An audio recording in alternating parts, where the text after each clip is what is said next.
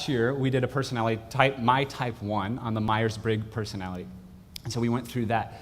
This year, we're doing it based off the Enneagram. Who here is somewhat familiar or have heard of the Enneagram? Anybody heard of the Enneagram before?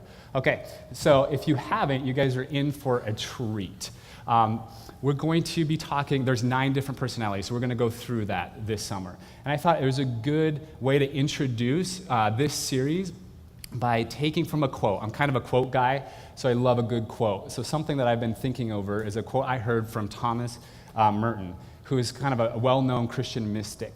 And he says, "You find peace not by rearranging the circumstances of life, but by realizing who you are at the deepest level." And so that kind of reflects what our hope is for this series, to kind of ask, who are we? We're unique individuals. Together we comprise all 9 of the Enneagram types, which I think also reflects the power of community, because we're not all the same, but together we see things differently. So where are we headed? First, my hope is to introduce the Enneagram really quick, and then we're going to talk about the first 2 types, type 1 and type 2. To be really honest and open, I am a type 2 with a 1 wing, and I'll explain that as we go. But as we start, the Enneagram, by way of introduction, Enneagram is taken from like a compound Greek word, ennea, which means 9, and gramma, which means sign, figure, or type. So if you can see on the slide, there's a circle, and if you go clockwise, you see 1, 2, 3, all the way till 9. No type is better than another type. In fact, each of us in here will find each type we resonate with a little bit with each type, but we dominantly have a core type that helps the way we live, helps the world that we see. So there's 9 different types, but also there is a spectrum within each type. So I wanted to be clear about that. So for me, I'm a type 2. There might be another type 2 who is different than me, but we all have a common core or a way that we're motivated and that we see the world. Lastly, you have a wing, which I know sounds really interesting and weird, but your wing is, if we can actually go back to the first slide, your wing is one of the numbers adjacent to your dominant core number. And your wing is basically like a sub-number that also you resonate with more than the others, that influences you one direction or the other. So for me, I'm a type 2 with a 1 wing, so I'm influenced, and I'm going to talk about the 1. I resonate a lot with the 1 as well. So that's a short introduction. Now we can go to the next slide. The Enneagram can kind of be divided up into a triad, so 3 groups of 3. So really quickly, you have on the slide the 8, 9, and the 1. They're predominantly the gut type or the body type. These are more instinctual people. They tend to be more passionate too. You have the 2, 3, and 4, which are the heart-centered people. These are the more feeling-oriented and other people-oriented. And then you have the 5, 6, and 7, which are the more head-centered. And so as we dive in, we're going to talk about the 1. Just wanted to bring to your attention that the 1 is the gut-centered. And so let's jump in. Part of the struggle with a sermon like this or just a teaching like this is there's so much information that I was constantly having to like chisel it down and trying to get bullet points to give you a good enough overview of it. So we're going to talk about the 1, and we're going to talk about relationships, work, and kind of hit those somewhat quickly and focus a little bit more on spiritual formation and kind of what that means for us. So, really quick, the 1, as we introduce the 1, is the reformer, also known as the perfectionist. So 1s tend to be very driven, determined, focused, motivated. They're idealists. So the basic fear of a 1, of being corrupt or evil, defective, not good enough, not useful enough. Basic desire of a 1, to be good, have integrity, be balanced. They're often very justice-oriented, because 1s can see injustice and inequality probably better than most other types. And they're very motivated, and they want to do something. So they're not just idealistic dreamers, but they're motivated enough to do it. Basic struggle of a 1 is anger, which is harsh. When I saw that, I'm like, oh, I resonate with the 1. And I'm like, anger? What? I like to use gentler words like frustration or something like that. But part of personality is shining light on our weaknesses and our strengths. So for the one of the struggles is anger. And that, again, that can be a positive side or a negative side. Positive being we need people that see injustice and get angry. So there's sort of a righteous injustice, right? That can also be a negative side, and that sometimes we can take our anger out because most of the time it's because things aren't perfect or good enough. Does that make sense with you guys? And so that is reflective of a one, which I very much resonate with. Really quickly, an Enneagram 1 with a 9 wing is called the idealist. An Enneagram 1 with a 2 wing is called the advocate. I didn't mention this before, but you can go online at onechurch.org. You can take a test. It's a free test that'll tell you your core type and your wing. You can also find that online. But basically hold that open, and as we explore the different types, find out which one that you most resonate with, and then explore that. And there's tons of information you can get online. So a little bit more of the shadow side or the struggles with ones. Things are never good enough, and that can weigh heavily upon a one. So ones can have a tendency to be critical, judgmental, and this mostly is concerning themselves. So I have a tendency to be critical about myself first, and so I have really high standards, but that sometimes can reflect on other people, especially those close to me. So something to be aware of. So I wanted to talk really quickly about unhealthy, average, and healthy types. Again, there's a wide spectrum. None of us are completely healthy or completely unhealthy all of the time. In different situations, we have different ways we engage. But this is just to give us a little bit of an overview of what it might look like. So the unhealthy type is also known as the anal retentive type, which isn't the greatest word to use. But I know for me, it does reflect me at times, for sure. Just ask my wife, she will say yes. They tend to be more rigid, inflexible, obsessive, compulsive, very traditional. Things have worked the way they have, and let's keep going at that. Average type tend to be more perfectionist. They're clean, neat, punctual, organized, responsible. They're more balanced. They found that balance. And healthy type are also like model citizens. They're hardworking. They often do more than what is expected of them. They finish the things they start. And so you can kind of see if you're a one or a one wing, where you fit in there, and maybe why you act certain ways. Under stress, often ones will tend to act more unhealthy. So we'll tend to get more rigid. An example of this, I worked coffee for almost 6 years. And so the hardest people for me to work with were those that were messy, and they would just destroy the bar. And I would come in and be like, I can't make another cup of coffee until I spend like at least 30 seconds cleaning up everything. So there's a little of my anal retentiveness in that. We're drawing a lot of what we're getting at from a book called The Enneagram, A Christian Perspective by Richard Rohr and Andreas Erbert. So together they wrote this book. This is where we're getting some of the information. I pulled it from a lot of other websites. There's a lot out there. But also I wanted to make note that if you're interested in this is the book that we're kind of using. You can get this online. But also we're going to be starting a small group on Thursday evenings at 6:30 p.m. And we wanted to extend that invitation to you. We're going to be kind of going through this book chapter by chapter and exploring more in detail what it means for each type. But Richard Rohr, who wrote this book, is a type 1. And so he wrote a little bit that I thought was a good excerpt to take from the book and just let him kind of confess as a 1 what it means to be a 1. So he writes, I am fanatical about order, and I see immediately when something is out of place. I feel better when everything is where it belongs. My coworkers can tell a story or two about how I'm continually cleaning up and washing the dirty dishes. At least I can laugh about it today. I don't take it so seriously anymore, and I know that it's my problem. When others don't empty out the ashtrays, I don't give any more moralizing sermons because I've come to realize that I'm hyper on this subject. So there is sort of an example of a healthier 1 which acknowledges this is my temperament, this is where I lean. I realize that. I see my tendency, and I see that I have to release some of that. So that's just an example. Some well-known ones throughout history and today. Plato, the philosopher Plato, Joan of Arc, Gandhi, Nelson Mandela. So even right there, I'm like blown away. Like, man, we need ones. Ones are some powerful, amazing people. Some other ones, Jimmy Carter, Michelle Obama, Al Gore, Hillary Clinton, Jerry Seinfeld, Jane Fonda, the Lone Ranger. I threw that one in there for some reason.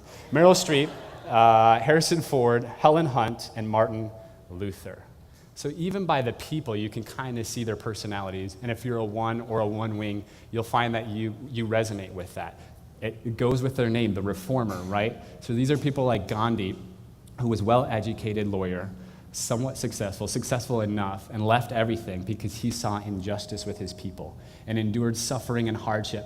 So ones aren't just, like I said, idealistic dreamers, but they actually are motivated enough to do something. Martin Luther is another example, the Great Reformation, Protestant Reformation, right? He saw injustice within the church system, said, no, that can't stand, something needs to change.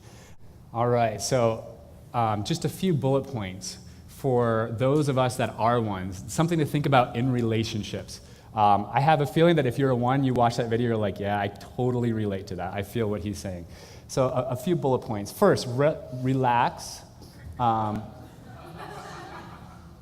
These are out of order, so I'll start with that. Relax. You guys laugh. So you guys know ones or you are a one. The first thing for a one to realize is relax. People do things differently, and it's okay. People see the world differently, and that's hard for a one because I often feel like, well, my way is tried and true. It's the best way, it's the most effective way, and you should do it this way. This comes across as I was teaching my son penmanship, and he somehow learned certain words or letters differently. And I'm like, no, this is the way you do it. So I found myself doing that and then saying, oh, you probably learned this from his teacher. I need to relax a little bit and let him have a little bit space. It would be helpful for most ones to recognize that there is more than just one way. There's several ways of doing things. People do things differently. Many ones should be careful not to place too high expectation on others. I'm going to come back to this one and the next one, which is very similar. Ones have the great foresight to see what needs to change. But in relationships, this can become burdensome to others. Because ones always see the need to change and are always working towards that, which is a great thing, other people can sometimes just feel that pressure all the time, and it can feel like they're walking on eggshells, all right? So it's something for ones to be aware of. I think for me, a lot of personality is mostly being aware is most of the battle. If I can be aware of my tendencies, then slowly I'll work on different things. But being aware, so this reflects as parents. If you're a parent or you will be a parent, the tendency for us will be to place high expectations on our kids. And so I recognize that. My kids are 5 and 3, so they're kind of young right now, but there definitely are times where I want my 5-year-old to act like he's 13, and he doesn't, and he's full of energy, and he's bubbling all over the place. And so my wife has to remind me, he's just 5, let him be 5. And so my expectations kind of can lower down. Again, though, there's a positive side in that we need people with high expectations for ourselves sometimes that will push us and motivate us and encourage us to say, no, you're here, but you're better than that, and I believe you can do better. So ones can be positive, almost role models and mentors for people in that way. So let's talk about careers real quick. Since ones are natural-born organizers and list makers, I just put together a few careers for us that ones tend to be drawn to. So I'm going to read over them real quickly. We're going to come back to the management one. So some careers that ones are drawn to is accountant, financial planner, advisor, law clerk, paralegal, broker, attorney. They make great lawyers. Other fields that they're drawn to: science, criminal justice, healthcare, education, religious work, banking, financial services. So you can see that they like numbers, they like details, they like to be organized, right? So they'll often pursue those careers. Manager, I kind of gathered this information, I think, from a website, and it talked about being middle or upper level management. So I wanted to talk for a moment on ones that might be feeling frustrated at work. From the information that I could gather, I would say there's multiple reasons that could be. But let me just suggest a couple, and if it's helpful, great. If not, then just throw it out. But one of the reasons could be the fact that as a one, you have very high expectations, so your work is probably a 9 or a 10. and other people around you might not have those expectations. And that can be very frustrating for a 1, right? Where it feels like people are slacking off to you. It might be a 6 or a 7, and that can be a struggle. So being aware of that, maybe releasing that and letting people do things differently might be part of the frustration. But there also might be something in there, when it talks about middle or upper level management, it's because ones see the needed change. And so if you're in a work environment and you're not empowered to bring about that change, it can be very frustrating. And so if you've talked to people and you haven't seen that change come forth, that can be frustrating. So it's something to realize. It may mean you need to wait it out for a while. It may mean you do need to release it. Or it may mean you try to find a way or another job within that company where you can work your way up. Because we need ones to see the inconsistencies, the businesses, the relationships, the things that need to improve and that will bring about that needed, necessary change. So those are just a couple of things. As I gather a ton of information that I was trying to find as a 1, what would frustrate me as a 1 wing and what I feel like would frustrate other ones in their work environments. So lastly, spiritual formation. There was 3 things, and actually I drew these 3 straight out of this book because I resonated with them so much. So the 3 things that Richard Rohr talked about as far as spiritual formation, how we form ourselves, how we connect with God is differently based on our personalities. The 3 things they suggested was contemplative prayer meditation. I'll kind of combine that and explain that. Some people are afraid of that because it sounds like Eastern religion, it sounds Hindu or Buddhist. I say, so what? If we learn from them, great. But also realizing that within the Christian stream, so we have the Eastern and the Western forms of Christianity. The Western forms have predominantly been theology, doctrine, systematic theology would be a good way of understanding that. In the West, we're predominantly in the head. Or in the East, they didn't chuck out the head at all, but they're much more in tune with sort of the holistic spirituality, contemplative prayer. And when I say contemplative prayer, what I really mean, Richard Rohr summarized it by just being in God's presence. And so I think for a 1, we're often doers, so we're do. And one of the ways, it's almost counterintuitive for a 1 to just be. Often in prayer, we're still doing. We're still praising God or thanking God or asking God. But what would it mean to just sit and be? Is Anthony, do you mind raising your hand a little bit? So if you want to know more, sorry, I kind of like kicked you out of there. If you want to know more about contemplative spirituality, Anthony is a great guy to talk to. He got a master's degree in spiritual formation, and this is kind of his bread and butter. It is reflective, I think, of the life of Jesus. So in Luke 5, we read, by now more than ever, the word about Jesus spread abroad. Many crowds would gather to hear him and to be cured of their diseases. But he would withdraw to deserted places and pray. Some translations say that he would often withdraw. And so what I find really fascinating about the life of Jesus is the more his fame grew and the more work he did, the more he would at the same time withdraw and be alone. We don't know exactly what he did or said in those times, but it was a self-realization of I'm pouring out and I need to be equally poured into. And so I think Jesus models this for us. It can be helpful for ones, but it can be helpful for anybody. And lastly, it said nature. And Richard Rohr talks about how most ones, he's been doing this since, I think, the 70s. And he said most ones that he has come in contact with said that they're nature lovers, which resonated with me completely. Sometimes some of you might not resonate with. But for my experience, within the last year, I have combined nature and contemplative prayer, which means I walk my dog twice a day. In the mornings, I take my dog for a walk. I get to a park, which isn't that far away. I take off my shoes, which is totally hippie of me, and it's called grounding, but I walk on the grass, all right, in tune with nature, with creation. And then eventually I find a place and I sit, and it's usually only about 10 minutes. It doesn't take very long. There's different techniques. Again, Anthony, I know, would be willing to talk to you about that.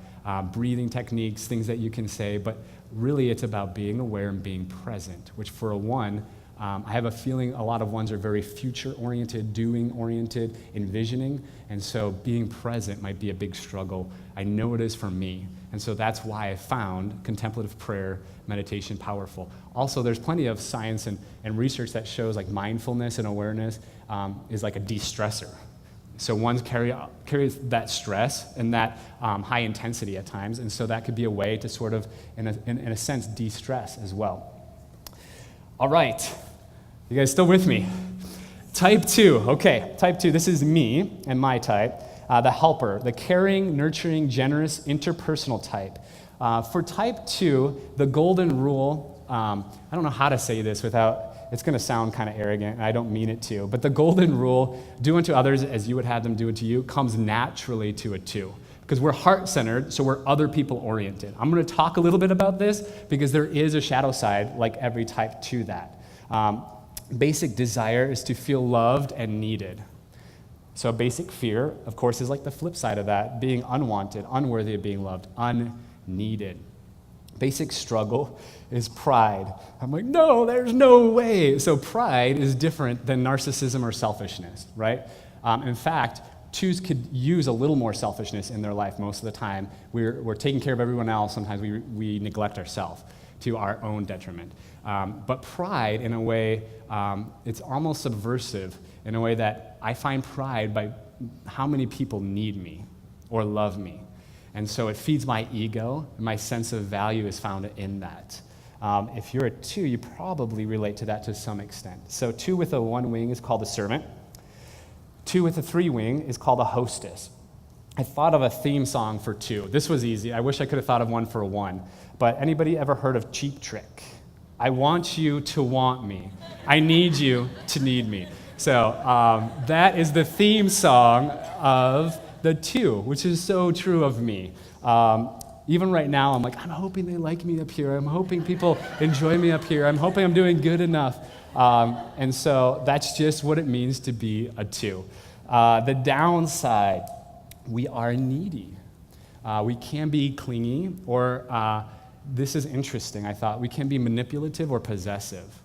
And manipulative in the way that if I feel rejected or I feel like somebody doesn't love me that much, I will go out of my way to try to give more or serve more so that they love more. And that is masked because nobody looks at that as wrong, right? Everybody's like, oh, great, they're encouraging more, they're serving more. These are great things, right?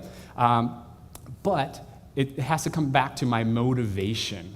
Why am I doing it? And often, not often, sometimes it's motivated by pride, right? Because if somebody doesn't like me and somebody doesn't need me, then that hurts my ego, and that can cause some major devastation. Unhealthy, average, and healthy types. So the unhealthy type 2 is called the martyr. No identity outside of relationships will unravel at the sense of loss. So this happens probably to any type 2. We tend to be sensitive types, and when somebody rejects us for whatever reason, that can be devastating on us. So much so, sometimes I found that even it kind of emerges from me in my physical health. So I can actually get a little sick because of it, because it weighs so much on me, because I'm so sensitive or in tune with other people. And in tune, meaning that even if somebody, if I don't sense that they really enjoy that, they really need me, that can also weigh on me as well. A helper is the average type, considerate, compassionate, sensitive to others. And the healthy type, did I say healthy? That was average, sorry. The healthy type is the humanitarian, big picture, compassionate, wants to make a difference in the world, not just with loved ones. So the healthier the 2s are, it's almost like the more extended their arms and their reach get. And also, we're going to talk about this a lot, but the healthier the 2 is, the more in tune they are with their needs, with self-care, which means that they can give to others in more healthy ways, right? So they have more to give. Some well-known 2s. Desmond Tutu. I love Desmond Tutu. So Eleanor Roosevelt, Nancy Reagan, Barbara Bush. So even in that, you can get an example of 2s. They tend to be like a first lady almost, like a supportive role for many things. I think some of the stuff I read, they also refer to him like a Jewish mother or like a hen, gathering. So they're the nurturing, gathering, loving type people. Monica Lewinsky, Mary Kay Ash, Stevie Wonder, Josh Groban, Paula Abdul, Bill Cosby, Princess Diana, Celine Dion, Jennifer Lopez, Madonna, Richard Simmons, Barbara Walters, and Mother Teresa.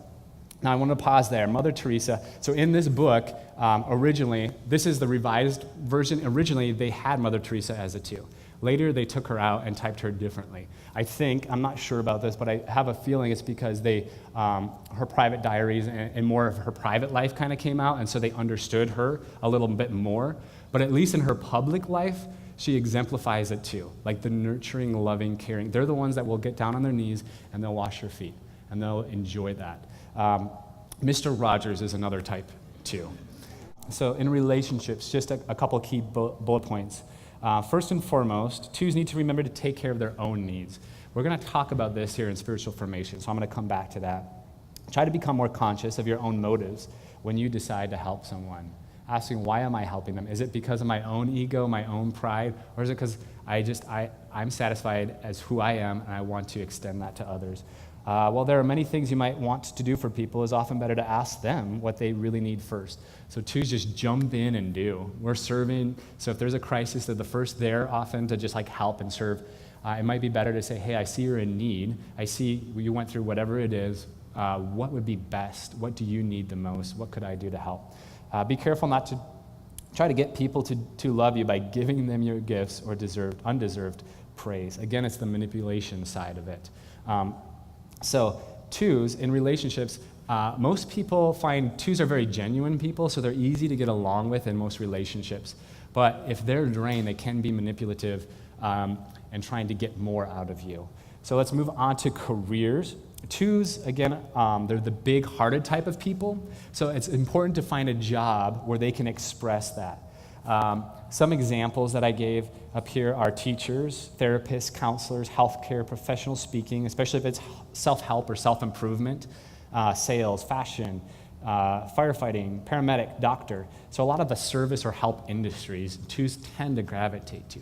That doesn't mean they have to be there, though, because you can find, basically, as long as a 2 feels like they're helping people, that's where they're going to find that fulfillment in their life. So that can be done in a lot of different jobs. But the thing to be aware of as a 2, that you don't end up in a job that exploits your warmth or takes advantage of your sense of empathy. So if you're at a job where you have to constantly reject people or say no, like fire people, that would be devastating for a 2. We could do it for a little while. We could do it here and there. In fact, this last week, I was looking at jobs to avoid for a 2. And I took a picture of it on my phone and I sent it to my wife because in there it had several different law enforcement jobs. It was like police officer, prison guard, whatever.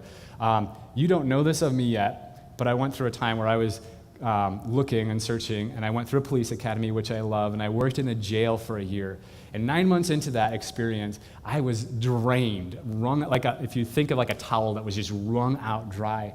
And I didn't know this personality type then, but I knew as I was reflecting, I'm like, I'm a helper, I'm an encourager, I've done teaching, I've done youth ministry stuff before, and I've loved and thrived. What is different between that versus what I'm doing now, which is like the exact opposite? Telling people no, telling people to what are their consequences if they do something, having to manipulate people when they're drunk and yelling and screaming at me. I'm like, don't hurt me, and having to take care of it in that way. So those types of careers, those types of work are not going to be healthy for a type 2. So lastly, spiritual formation, and I kind of wanted to slow down here. Learning when to say no. I didn't put that up there, but let's just talk about that for a moment. Type 2s, one of the most helpful things for a type 2 is boundaries. It's hard for a type 2, but learning when to say no. And the best way I can think of this as a type 2 is because there's things I need to say yes about. So when I say no, that means I'm saying yes to other things. So part of spiritual formation might be helpful. I know it has been for me, is to kind of create an assessment of your life on high priorities, mid priorities, and low priorities, and realizing I'm saying yes to the high priorities, and sometimes I may need to say no to the no priorities. And by doing that, otherwise, what happens, at least to me, and I think to twos often, is that we say yes all the time. And they might be low priorities, and we just say yes, and then I'm exhausted at home. And then I don't give my family and my wife and my kids the high priorities in my life. I'm exhausted, so I don't give them the best of me. They get the worst of me, okay? So that's one thing. Find your identity. I'm going to come back to that one. Focus on serving opportunities. So even here at One Church, a couple of ways for twos. Twos are naturally geared and wired to help kids because kids have a lot of needs, right? And so twos want to meet people's needs. And so it's almost like a natural relationship for us. It flows and it works, and we find joy. Where some people, it might struggle for them to work with children, might, feel like, oh, they're too needy. For twos, we just thrive on that. We love that. And so it can be a way where we exercise who we are and where we find fulfillment in that too. Spiritual classics. Twos are genuine people. We want depth. So anything that seems shallow to us, we kind of pick up on that quickly.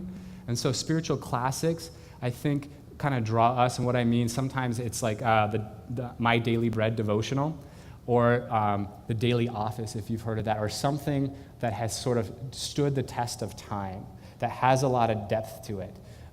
It might be, if you're a two, again, if this isn't helpful, just shake it off, it's okay. But it might be, if you're a two, to find something that has been tried and true, that has stood the test of time. I'm drawn to Christian mystics, mostly in the last couple of years, but people like Thomas Merton that I quoted from, or Richard Rohr that we're reading the book from. There's so much depth there that I feel like I live in my mind so much, and it can kind of feel shallow or surfacey, that these kind of people bring that depth to me as a two that I'm kind of longing for. Hopefully that makes sense. So as we close today and kind of wrap up, identity is huge for a two, for a one, for all of us. And so I'm not going to read the scripture verse, but it's found in Matthew 3. It has to do with Jesus, who is now entering into his public ministry. And before he does, he sees John the Baptist on the Jordan River, and he asks John to baptize him. And as he gets baptized, he comes up, and the text talks about how the Spirit of God descended upon him like a dove. And then they heard a voice from heaven, God speaking, "This is my child, my beloved child, whom I am well pleased." And so as we kind of conclude this time, for ones, it's easy to find identity sometimes in what we're doing and what we've accomplished. And for twos, it's really easy to find our identity or have our identity wrapped up in how much people need or want us. And so for all of us, it's important. And this is, I think, a powerful aspect of the Christian tradition, is in the fact that we have good news, and that God loves us. So I hope you hear that today as we wrap up. Some of us have been given a sort of a gospel of transaction. So if God does this and we do that, then God will do this. So God does this, we say this, we confess this. It's transaction, but the ego is still in charge. And it can boost our ego, our pride, and it also creates a lot of boundaries sometimes. And what Jesus seems to do is constantly erase these boundaries. And announcing good news to people is simply, I think, the announcement that God loves you exactly as you are, that God welcomes you exactly as you are.